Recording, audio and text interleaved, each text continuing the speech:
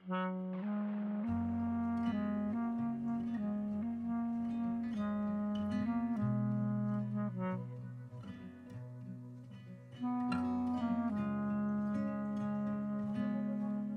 તો આવી રીતે કરતા. જો પિઝા રેડી છે આપણા. નાઈસ લાગે છે નહીં આજે? હેલો, જય સ્વામિનારાયણ, જય શ્રી કૃષ્ણ, જય માતાજી, ગુડ મોર્નિંગ. તો આજે સર્વને 11 જય સ્વામિનારાયણ. સે ગુડ મોર્નિંગ એન્ડ જય સ્વામિનારાયણ. Good morning, જય સ્વામિનારાયણ. આજે કયો વાર છે? 11 છે. આજે 11 છે અને મમ્મીએ શું બનાવી દીધું છે લંચ માટે? શું કહેવાય એને?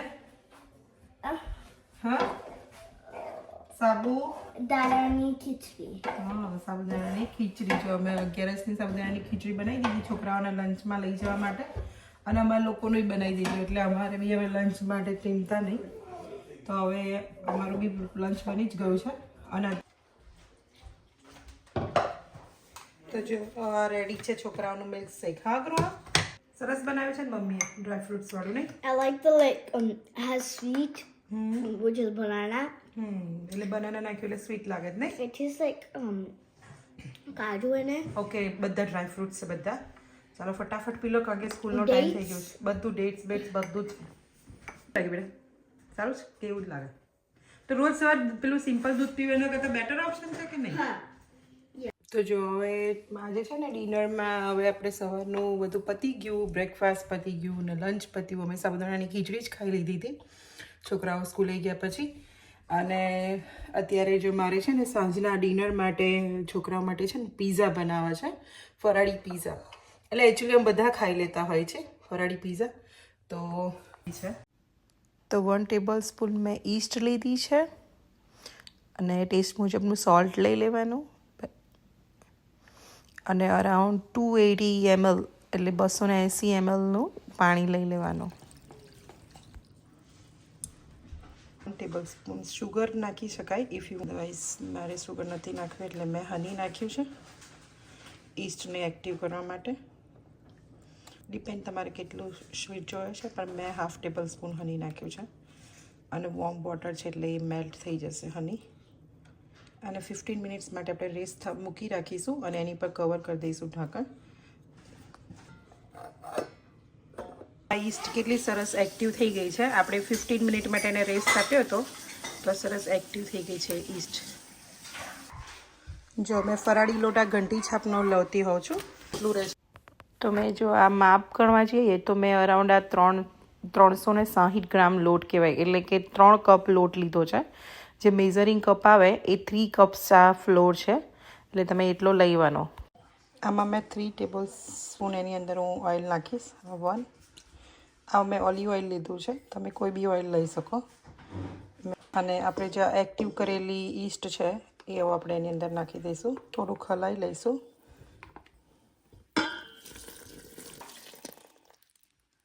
ફ્લેક્સ નાખશું.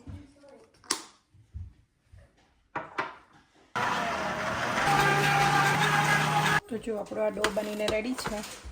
હવે આપણે એની ઉપર તો કોઈ બી આપણે આવી રીતે જો લોટ હવે બંધાઈ ગયો છે આપણો, અને આ લોટ બંધાઈ જાય એટલે એની ઉપર આપણે એવું 1 સ્પૂન જેટલું ઓલિવ ઓઇલ લઈ અને એને ઉપર બધી બાજુથી કવર થઈ જાય એ રીતે ઓઇલ લગાવી દેવાનું. અને પછી એને એ જ બાઉલની અંદર આપણે રેસ્ટ કરવા મૂકી દઈએ, અને પછી એને લીડ કવર કરી અને જ્યાં આગળ અંદર રૂમ લાઈક કોઈ ક્લોઝેટમાં કેવી રીતે અરાઉન્ડ 4 to 5 hours મૂકી દેવાનો. તો જો આપણે પીઝા નો સોસ બનાવો છે, ફરાળી પીઝાનો સોસ, તો આપણે એના માટે મેં છે ને આ 3 ટમેટોઝ લીધા છે. એટલે 3 મેં મીડિયમથી થોડી મોટી સાઇઝ એટલે મોટા મોટા ટામેટા હતા એ મેં 3 ટામેટા લીધા છે. સો આપણે એના હવે મોટા મોટા કટમાં પીસ કરી લીધા છે મેં. અને એની અંદર મેં આદુ મરચાંનો ટુકડો જે ક્યુબ બનાવીને હું રાખું છું એટલે આદુ મરચાં નાખી દીધા છે. અને હવે પાણી કે કશું જ નહીં નાખીએ, આપણે ખાલી જસ્ટ બંધ કરી અને એની પ્યુરી બનાવી દઈએ.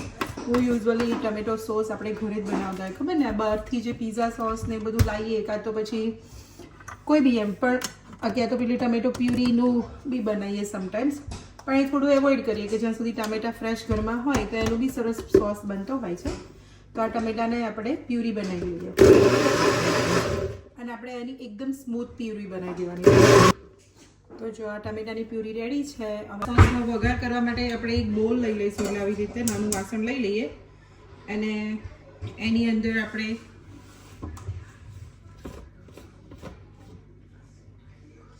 આ જે ટમેટાની પ્યુરી છે એ સીધી જ એની અંદર આપણે એડ કરી દઈશું.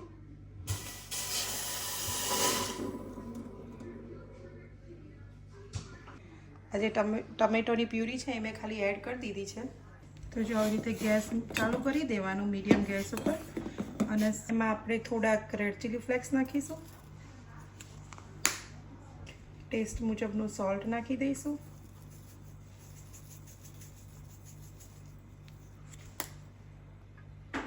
આપણે આ જે કલરવાળું જે કાશ્મીરી મરચું આવે છે, કાશ્મીરી મરચું જે આપણે કહીએ છીએ, એ કાશ્મીરી મરચું અંદર થોડુંક નાખી દઈશ. અરાઉન્ડ એવું નહીં ફીલ થાય પણ 1 સ્પૂન જેટલું મેં નાખ્યું છે. જો હવે સોસનો કલર કેટલો સરસ થઈ ગયો છે. અરાઉન્ડ 1 સ્પૂન જેટલું આપણે એની અંદર ઓલિવ ઓઇલ નાખી દઈશું.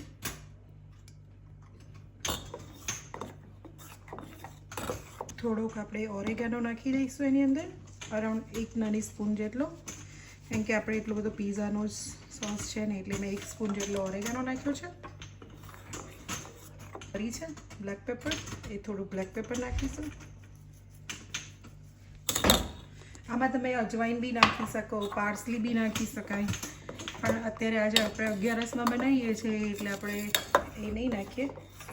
એટલે આવી રીતે બનાવી દેવાનું. આઈ થિંક અજમો ખવાય પણ મને બહુ શ્યોર નથી એટલે હું આજે નથી નાખતી.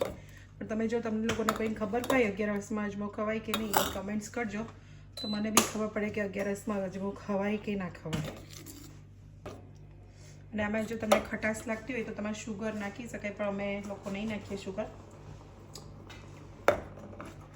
મને લાઇટલી ખાટું લાગે છે પણ હું એની જગ્યાએ શુગરની જગ્યાએ છે ને એમાં ગોળ એડ કરી દઈશ. તો હું એની અંદર છે ને આ 1 સ્પૂન જેટલો ગોળ એડ કરી દઈશ.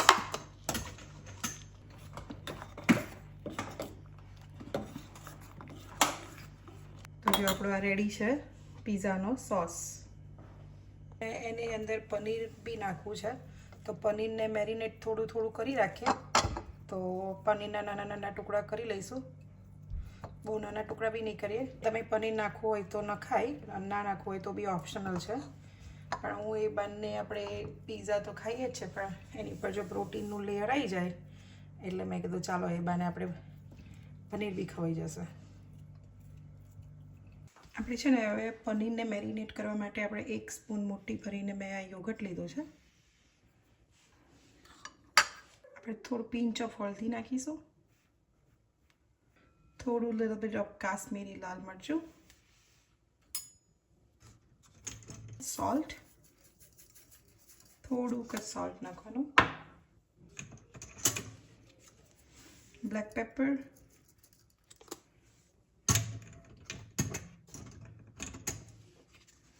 અને થોડું ચટપટું લાગે એ માટેનો ચાટ મસાલો. હવે બધાને આપણે પ્રોપર મિક્સ કરી દઈએ તો આપણું આ રેડી થઈ જાય મેરિનેટ પનીર. અને આને મેરિનેટ કરીને અરાઉન્ડ તમે 15-20 મિનિટથી રાખો તો બી ચાલે, વધારે રાખવું હોય તો બી તમારી મરજી. આપણું મેરિનેટેડ પનીર રેડી છે. હવે એને અમે મૂકી રાખીએ. રેડી છે આપણા ગ્રીન પેપર કટ કરેલા, ઓલિવ્સ વોશ કરીને લઈ લીધા છે. આપણે આવી રીતે ચીઝને છીણી લેવાનું.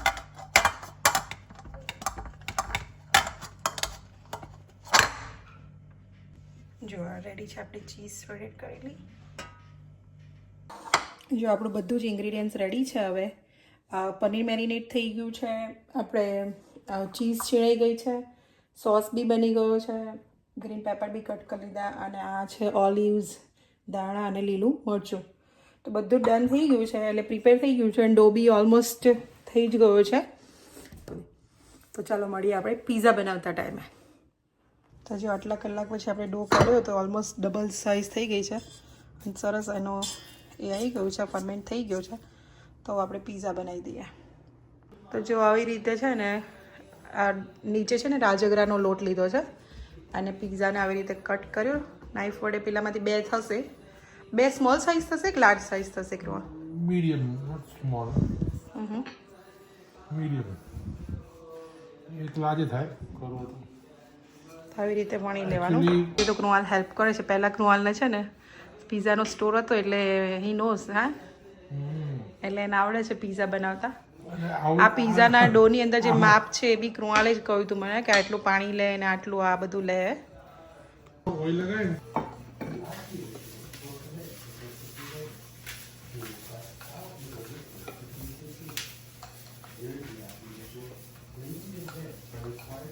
આવી રીતે વણી લેવાનું બધી બાજુથી. બસ બહુ એકચ્યુઅલી આ પેલો બીજો લોટ છે ને એટલે બહુ ખેંચાય નહીં આમાં. હા એટલે એને હાથથી ના ખેંચવાનું વેલણથી જ વણવું પડે અને બહુ ડેલિકેટ એટલે તૂટી જાય. કારણ કે આમાં બધું મેદો ના હોય એટલે એની ઇલાસ્ટિસિટી થોડી ઓછી હોય. ખેંચવાનું જે કે ને એ ઓછું ખેંચે. જો આવી રીતે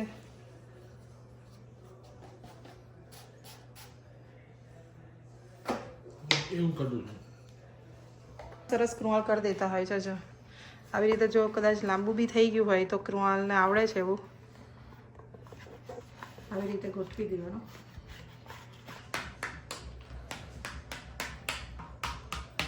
મૂકી દઈશું.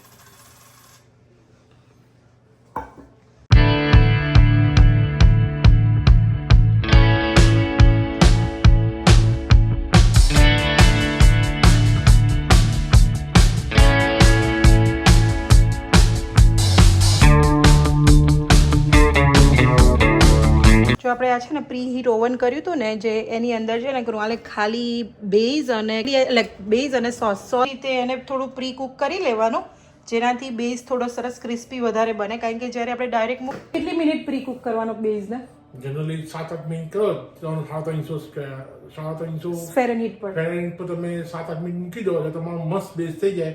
એટલે તમે પછી તમે આ બધું નાખીને ચીઝ નાખા પછી તમારે શું ખાલી ચીઝ મેલ્ટ કરવાની રહી. ચીઝ અને તમારે જે ઇન્ગ્રીડિયન્ટ હોય એ તમારે ખાલી થોડું કૂક થઈ જાય ઉપર એટલે જસ્ટ ફાઇન કારણ કે ઓલરેડી નીચેનું થયેલું જ હોય.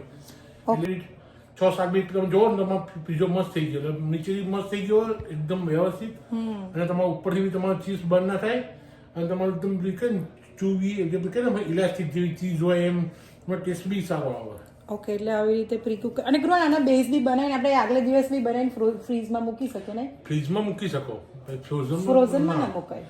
તમારે પ્રી કુક થઈને આપણે જેટલું પેલું ભાખરી જેવું નહીં આપણે ભાખરી કાચી પાકી નહીં કરતા આપણે ઇન્ડિયન કે એ જેટલું આ ભાખરી જેવું તમારું કાચું પાકું થઈ ગયું હોય એ તમે આનું વ્યવસ્થિત ઠંડુ પાણી ફ્રીજમાં મૂકી દો ભાગે નહીં તૂટે નહીં તે આખું વ્યવસ્થિત જાય તો નેક્સ્ટ ડે તમે વાપરવું હોય એટલે પડી પર તમે ઓવન ગરમ કરી દો પહેલાં પ્રી હીટ કરી લો પછી પાછું સેમ ઇન્ગ્રીડિયન્ટ નાખી એક વખત તમારે 2 મિનિટ 2-3 મિનિટ મૂકવું પડે કારણ કે ઠંડુ હોય ને એટલે કલાક પહેલા બહાર કાઢી દેવાનું 2 કલાક પહેલા. ઓકે કલાક 2 કલાક પહેલા કાઢી દો બહાર તો તમારું રૂમ ટેમ્પરેચર છે ને તમારો જે બેઝ હોય તો તમારે જલ્દી થઈ જાય નકર ના તમે તરત મૂકી દો તો 2-3 મિનિટ બધા મૂકી પડે ખાલી.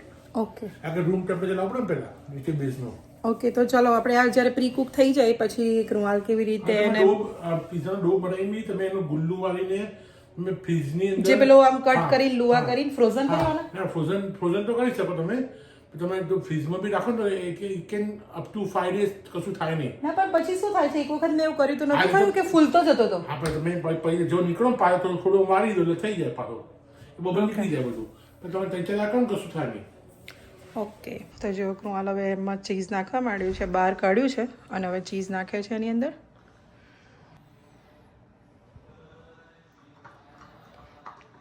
છોકરાઓ બહુ પનીર નહીં ખાય એટલે થોડું માપનું જ પનીર નાખશે કૃણાલ.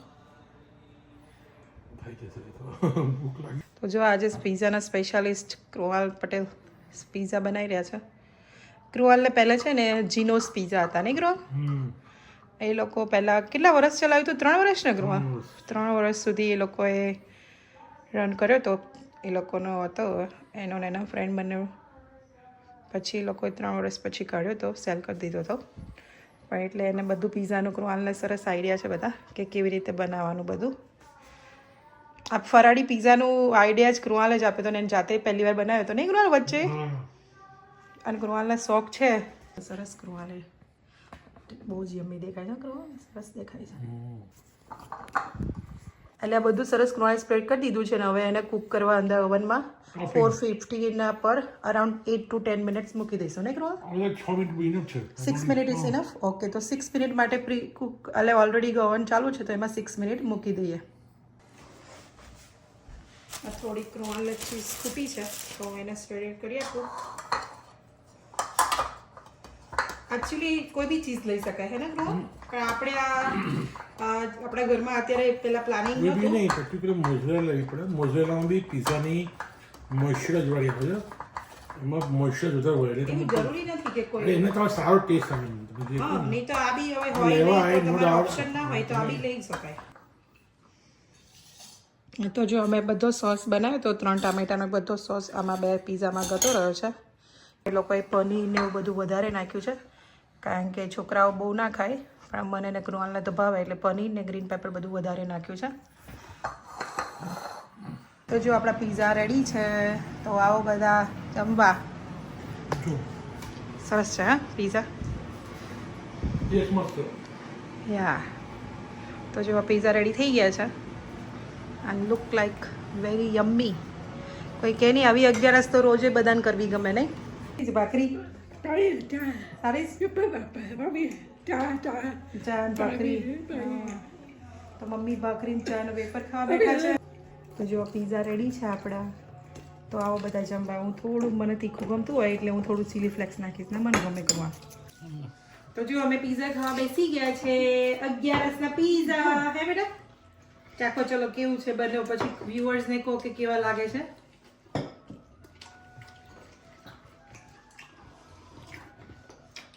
કોણ પીઝા જેના આવે એટલે પછી મળીએ. જેનાને કેવા લાગે pizza? How was the piezo? Jabbar. Nice લાગ્યો છે નહીં આજે? Best pizza to ever made. Okay જો તો આવી રીતે છોકરાઓને 11 કરવી ગમે છે. કેમ પીઝા ખાવા? તો ચલો હવે આપણે આ વિડીયોને એન્ડિંગ કરી દઈએ. અને અમારો વિડીયો ગમ્યો હોય તો So like the, subscribe the. Share કરો અને જેને સબસ્ક્રાઇબ ના કર્યું હોય તો અત્યારે જ સબસ્ક્રાઇબ કરી દો. જય શ્રી કૃષ્ણ. Bye.